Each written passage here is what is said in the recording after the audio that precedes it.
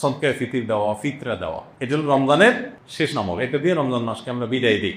অন্য অর্থে এটাকে বলতে পারি যে রমজানের পরের প্রথম আমলও বলতে পারি, কারণ এটা শুরু হয় মূলত শাওয়ালের চাঁদ দেখা গেলে, ঈদুল ফিতরের চাঁদ দেখা গেলেই তখন এটা প্রযোজ্য হয়, যদি এক দুদিন আগে থেকে দেওয়া যায়। এই ফিতরাটা আমরা কেন দেই? ফিতরা দেওয়ার উদ্দেশ্য কি? নবী করিম সাল্লাল্লাহু আলাইহি সাল্লাম দুটি উদ্দেশ্যের কথা বলেছেন। এক, তিনি বলেছেন যাকাতুল ফিতরি তুহরাতান লিস-সাইমি মিনাল লাগবি ওয়ার রাফাস ওয়া তু'মাতান লিল মাসাকিন। প্রথম কারণ হলো তিনি বলেছেন যে এটা হলো রোজাদার ব্যক্তি সারা মাস জুড়ে যে সিয়াম সাধনা করেছে, ইবাদত বন্দেগী করেছে, যে মেহনত মুজাহাদা করেছে, এই সারা মাস জুড়ে ইবাদত বন্দেগী করার ফলে তার মধ্যে অনেক অর্জন যেমন হয়েছে, এমন অনেক ত্রুটিও ছিল। রোজাটা রাখতে গিয়ে সে কখনো অনর্থক কথা বলে ফেলেছে, রোজা রেখে অনর্থক বেগুড়া কথা বললে রোজার প্রাণ আপনার ক্ষতিগ্রস্ত হয়, রোজা নষ্ট হয়, রোজার রূপ থাকে না, রোজার মান কমে যায়, কোয়ালিটিতে ঘাটতি হয়। এই যে রোজা রেখে আমরা কিছু উল্টাপাল্টা কথা, উল্টাপাল্টা কাজ করেছি যেগুলো রোজার সাথে যায় না, তো সেগুলোর কারণে রোজাটা তো ত্রুটিপূর্ণ হয়ে গেল। এই ফিতরা দেওয়ার কারণে সেটা রিফাইন্ড হয়ে যায়, সেটা ফ্রেশ হয়ে যায়, সেটা আল্লাহ তাআলা পরিচ্ছন্ন করে গ্রহণ করে।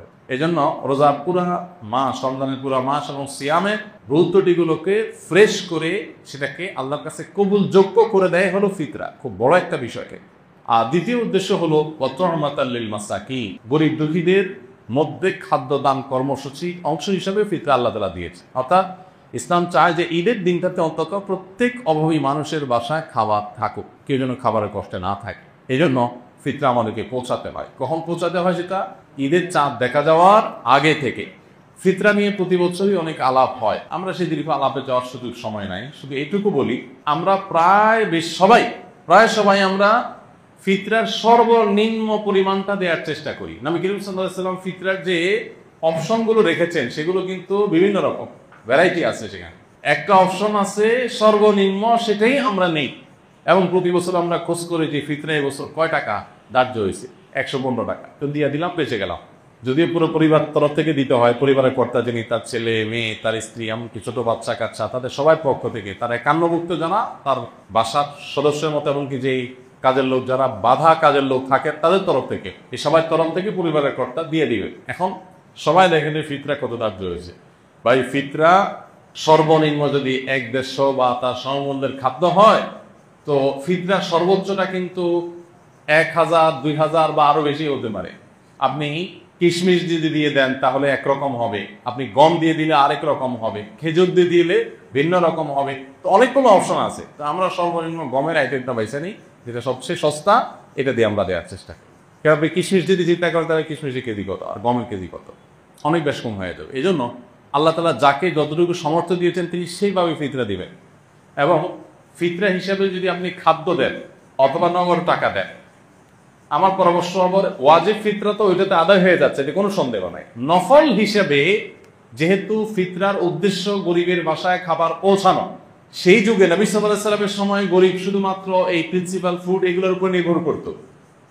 চাল, ডাল, আপনার ডাল তো না, আপনার গোশত অথবা আপনার আটা, ময়দা কিংবা গম, এগুলোর উপরে নির্ভর করতো মানুষ। কিন্তু এখন মানুষের জীবনের যে আপনার জীবন ধারণের যে পদ্ধতি, প্রক্রিয়া, মানুষের যে লাইফস্টাইল, সেটাতে যথেষ্ট পরিবর্তন হয়েছে। তো ঈদের দিনে গরিবের হাসি, গরিবের আপনার আনন্দ, এটাকে পরিপূর্ণতা দেওয়ার জন্য আমার পরামর্শ থাকবে যে ফিতরা হিসাবে যা দিচ্ছেন আপনি এক্সট্রা হিসাবে, এটা ফিতরার অংশ না, বোনাস হিসেবে নফল হিসাবে আপনি তাকে পারলে 2 কেজি মুরগি কিনে দেন। গরুর গোশত অনেক দাম, 1 কেজি গরুর গোশত, 2 কেজি গরুর গোশত কিনে দেন, একটু পোলাও চাল কিনে দেন, একটু সেমাই চিনি কিনে দেন। আমি প্রতি বছর এই কাজটা করি আলহামদুলিল্লাহ। ফিতরা চা করা এর বাইরে একটা গরিব পরিবারের ঈদের আনন্দ হওয়ার জন্য বাসায় ভালো খাবার দাবার প্রস্তুত করার জন্য যা যা দরকার তার একটা প্যাকেট তাদের বাসায় পৌঁছে দেন, তাহলে তাদের আনন্দটা ষোলকলা পরিপূর্ণ হবে ইনশাআল্লাহ। এটা আমরা করতে পারি। বিশেষ করে দ্রব্যমূল্যের ঊর্ধ্বগতির এই সময়ে অনেক মানুষ যারা আমাদের কাছে মুখ ফুটে বলতে পারছে না, অনেক কষ্টে আছে। আমরা কল্পনা করতে পারছি না যে এই মানুষটা খাবারের কষ্টে আছে। এরকম অনেক ফ্যামিলি আপনার আশেপাশে আছে, আপনি খোঁজখবর নিলেই দেখবেন। রমজানের শেষের দিকে এসে দামের পরিমাণটাও বাড়ানো দরকার।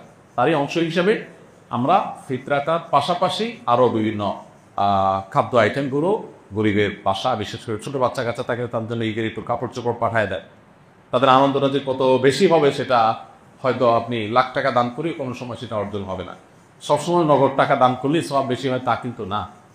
আমি সৌদি আরবে দেখেছি কিছু মানুষকে, সেখানে অদ্ভুত অদ্ভুত মানে নেকামরের প্রতিযোগিতাকারী মানুষদেরকে দেখতাম, যেটা মানে কল্পনাও করা যায় না যে মানুষ কত ভালো কাজের জন্য খোঁজে। আমার একবার মনে আছে যে কোন একটা সুপার শপে কেনাকাটা শেষে, এরকম রমজান মাসই হবে, আমি বিল দেওয়ার জন্য কাউন্টারে আসছি। তো এক সৌদি নাগরিক আমার লেবাস পোশাক দেখে বুঝছে যে বাংলাদেশি। তো বাংলাদেশি মানে মনে করে তারা গরিব মানুষ, আর আসলেও আমি গরিব। তো আমার পিঠে এরকম আস্তে করে আলতো করে হাতটা রাখছে খুব সুন্দর করে, মানে যেটাতে আমি মানে রাখার তো একটা ধরন আছে, আস্তে করে পিঠের উপরে হাতটা রাখছে, মানে খুব কোমলতার সাথে, স্নেহের সাথে।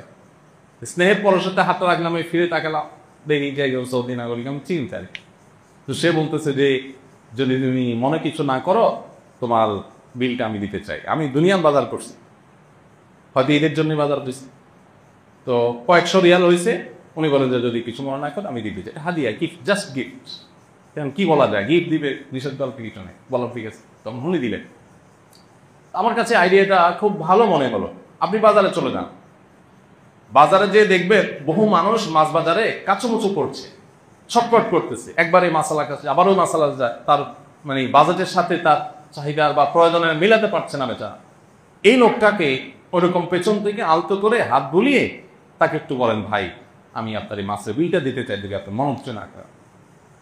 আপনি দেখেন যে কোনো একটা বাচ্চা, গরিবের বাচ্চা, সে হয়তো কোনো একটা মুদির দোকানের পাশ দিয়ে ঘুরছে, কোনো একটা খাবার দোকানের পাশ দিয়ে ঘুরছে, বারবার কাচুমুচু করছে, খেয়াল করে তাকে ওই খাবারটা একটু কিনে আপনি হাতে তুলে দেন। অনেক সময় লক্ষ লক্ষ টাকা নগদ দেওয়ার চাইতে ওই সামান্য কিছু টাকার ওজন অনেক বেশি হয়। তো এই বছর বিশেষ করে ঈদকে সামনে রেখে আমাদের এই আমলটা হতে পারে, কারণ ঈদের এই সময়টাতে অনেক মানুষ কষ্টে আছে, অনেক মধ্যবিত্ত আছে যাদের লেবাস পোশাক চলাফেরা দেখে বোঝার কোনো উপায় নেই যে তারা খাবারের কষ্টে আছে রীতিমতো বাচ্চা কাছে। আমি রমজানের শুরুর দিকে আহ্বান করেছিলাম যে একটা মাছ কিনে দেয়, একটু ট্রাই করতে পারে বাচ্চাদেরকে সাথে নিয়ে, একটু মুরগি কিনে দেয়, একটু গরু গোশত কিনে দেয়। এমন আছে যে গত রমজানে গরু গোশত খেয়ে, কোরবানিতে গরু গোশত খেয়েছে, এ পর্যন্ত তার গরু গোশত কিনে খেতে পারে নাই। তাকে আপনি 2 কেজি গরু গোশত দিলে তার বাসায় আনন্দটা কোন পর্যায়ে চলে যাবে। দেখুন, ডক্টর আব্দুল্লাহ জাহাঙ্গীর রহমতুল্লাহ একটা কথা বলতেন যে আপনি 2 কেজি গরু গোশত কিনছেন নিজে খাওয়ার জন্য, অনেকদিন পরে কিনছে, বাচ্চা কাচ্চা নিয়ে খাবেন, তো আনন্দ করেন, সন্দেহ নাই এটা আপনাকে অনেক বেশি আনন্দ দিবে। কিন্তু এর মধ্যেই যদি আপনি দেখেন যে কোনো মানুষ খাবারই পাচ্ছে না, অনেকদিন পর্যন্ত না খেয়ে আছে, কষ্ট করছে, এই জিনিসটা তাকে আপনি দিয়ে দেন, বাহ্যিকভাবে মনে হবে কষ্ট হয়েছে, মূলত সেখানে যে আনন্দটা হবে ওইটা আপনি খেয়ে যে আনন্দ পাবেন তার চাইতে অনেক বেশি হবে। তো রমজানের শেষের দিনগুলোতে ঈদকে কেন্দ্র করে আমাদের এই সাদাকা দান, আমাদের আশেপাশে কারা কষ্টে আছে তাদেরকে খুঁজে বের করে তাদের মুখে হাসি ফোটাবার যে মেহনত, সেটা বেশি হওয়া দরকার। আল্লাহ আমাদেরকে তৌফিক দান করুন।